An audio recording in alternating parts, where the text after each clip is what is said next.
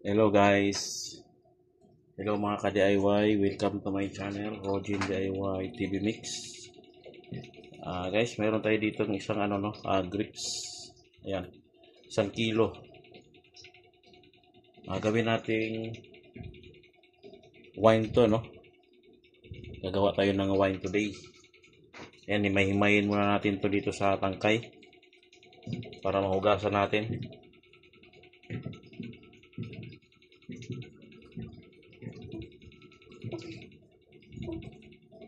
First time ko lang gumawa ng wine mga ka-DIY, no?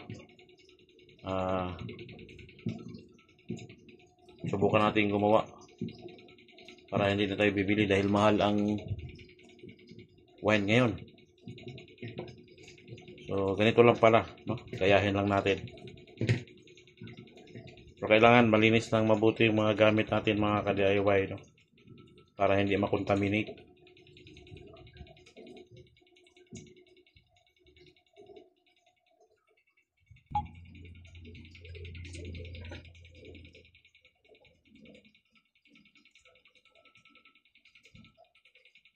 Mura na ngayon yung ganito na grips mga ka-DIY, no? Kaya subukan natin gumawa. Ito mga ka-DIY, 1 kilo. Hugasan muna natin ng mabuti.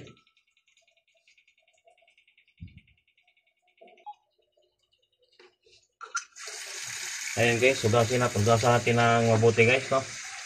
Hugasan natin paulit-ulit para malinis.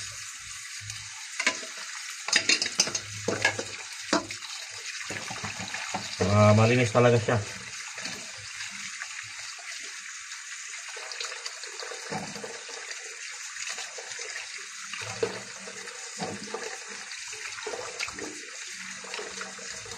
Ayan.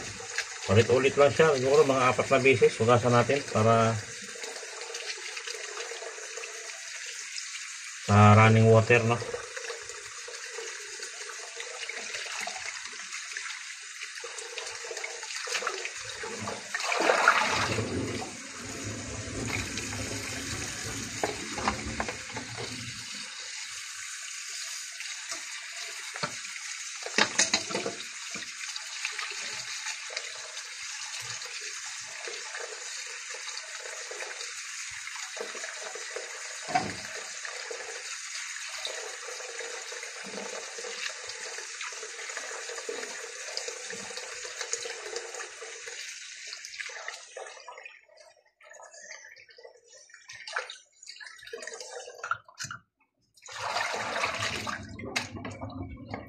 Ayan, nahugasan na natin yan ng 4 na beses. 4 na beses na natin nahugasan yan.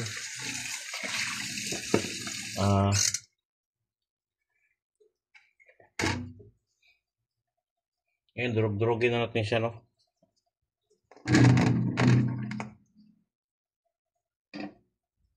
Lipat tayo dito sa mesa.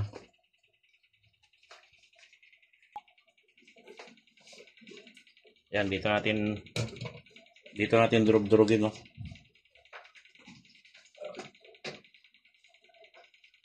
Bukas natin dito. Ayan mga ka-DIY, no? Gamit lang tayo ng gloves para malinis. Ganito lang siya pag wala tayong mga gamit, no? Alam mo takin natin. Ayan ito guys, no? Imikos-mikos na natin to. Ayan, para madurog. Pag wala kayong food processor, ganito lang, durog-durogin nyo lang. Ganyan. Imikos-mikos mo lang siya. Ayan, hanggang sa madurog siya. Tapos sa 1 kilo, lalagyan natin ng tubig to ng, kasi 1 kilo yung grips natin. Lalagyan natin ng tubig na 3 litro. So sa 1 kilo na grips, 1 kilo din na asukal. Tapos yung wine juice natin, kalahating kutsara. Ganyan lang gawin nyo pag wala kayong food processor. Durugin nyo lang. Pero sa akin, meron akong food processor. Gamitan ko ng food processor to. Ayan. Ganyan-ganyan nyo lang hanggang sa madurog siya. Kung wala kayong food processor. So, gamitan mo natin ng food processor yan para mabilis.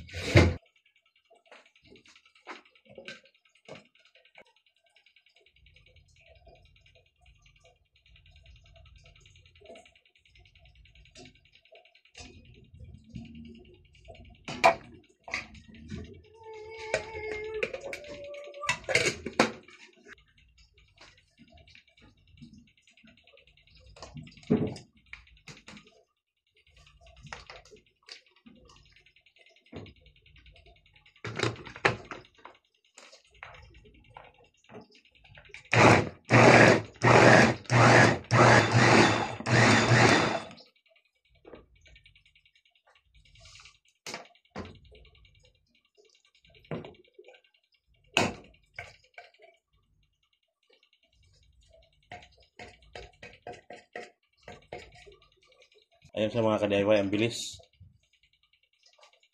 Pag may food processor tayo, mabilis.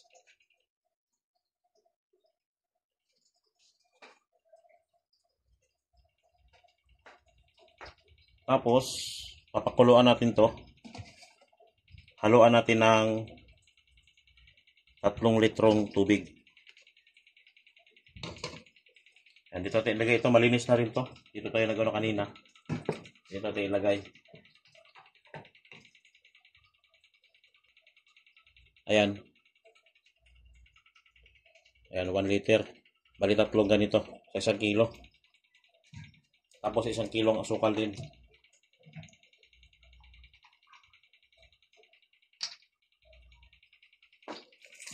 So, pakuluin natin to.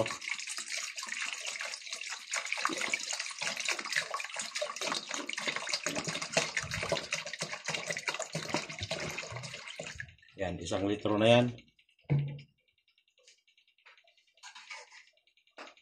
Lagay natin to. Yan. Yan dyan. Sindihan natin to. Yan. Tapos pakuluan natin to guys. Hanggang sa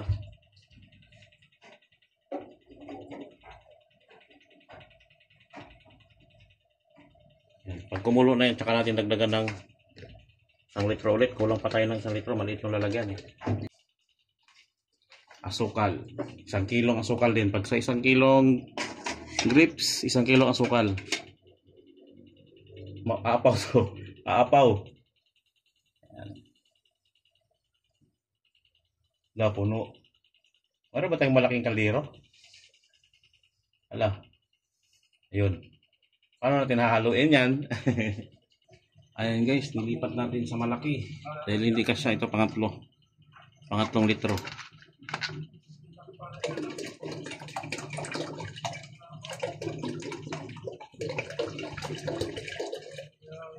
Paghalo ka rin.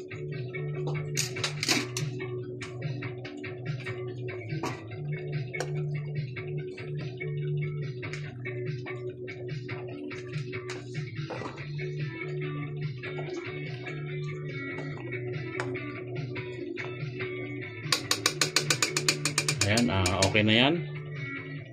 Patayin na natin para palamigin muna natin yan.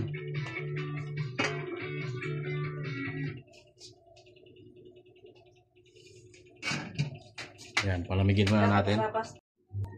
Malamig na yung ating grape juice. Ayan, salain na natin. Para malinis na rin tong lagayan natin. Ayan ito. Malinis na rin to. At ito na itong sala natin ng puting tila. Malinis na rin to guys, no? Ayan. Malinis na rin tong puting tila na to. Ano na rin natin yan. So, ibuhos natin.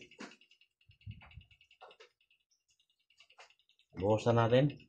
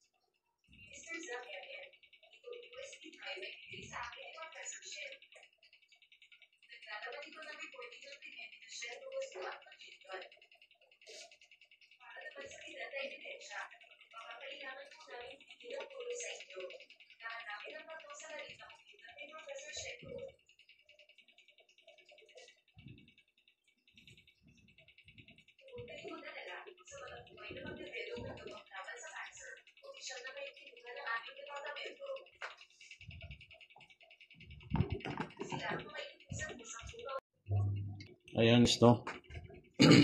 Ganito lang yung ginawa natin para ma-prevent ano natin to. Ayan, ganyan lang siya, oh. pinasok lang natin sa butas na mahigpit lang siya. Tapos ito may silyado naman. Ayan, naka-tight na rin siya dyan. Tapos ito na yung ano natin dito. Ayan.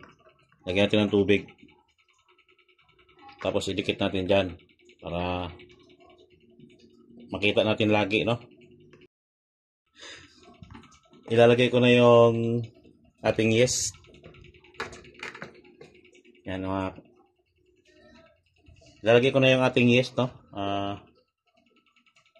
Bali mga kalating kutsara yung yeast to. Ayan.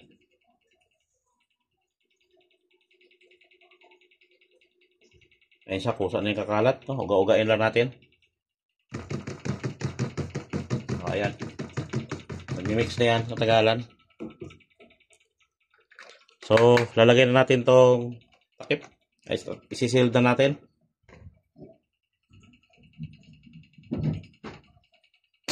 Ayan. Tapos, ito. Tapos itong, ano natin, lagyan natin ng tubig hanggang dito sa gitna. Ayan. Mapapansin nyo ito guys, bumubula-bula na siya. Pag nawala na yung bula, ibig sabihin na fermentation na natin siya, no? Ayan, dyan natin ilagay. Ititape lang natin dyan. Para sigurado siya walang singaw. Ayan, ganyan. Tapos dito. Ayan. Ipa natin yan para sure na walang singaw.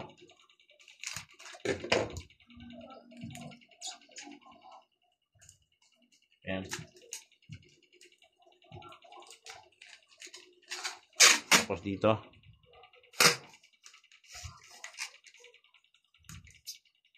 Ayan.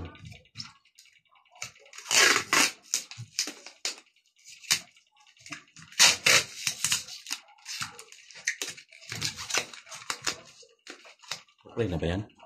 Ayan.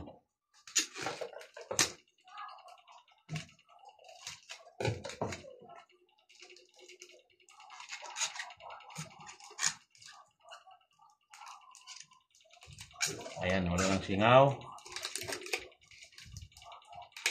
Tapos dito. Para walang kuwala.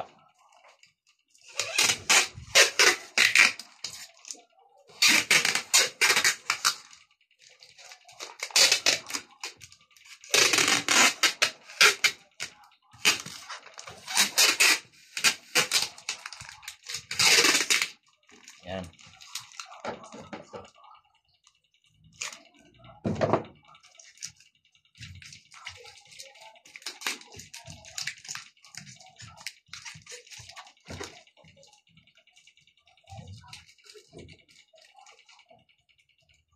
Tapos ito dito natin ilagay.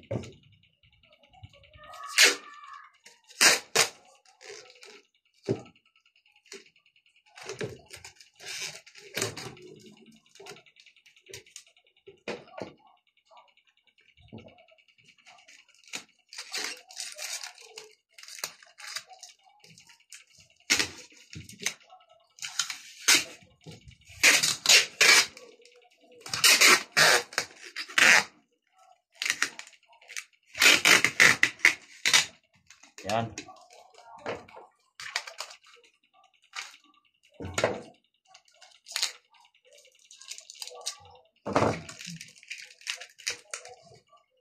Ito, nakalublob siya sa tubig.